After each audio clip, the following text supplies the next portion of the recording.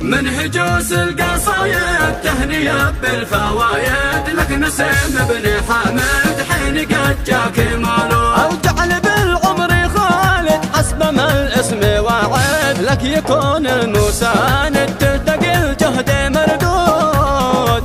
جعل يا رباب عزك في حنانك وعطفك والمشى تحت ظلك شبل من نمر وسود. من هجوس القصايد تهنية بالفوايد لك نسيم بن حامد حين قد جاك مولود. جعل تسعد بابنك تنتسي كل حزنك والذي غاب عنك حب للابن بيزود. لك نبارك وولده واسعدك في وجوده حين يشتد عوده رمز للعز والجود. من هجوس القصايد تهنية بالفوايد لك نسيم بن حامد حين قد جاك مولود. أو جعل بالعمر خالد حسب ما الاسم واعد لك يكون المساند تلتقي الجهد مردود.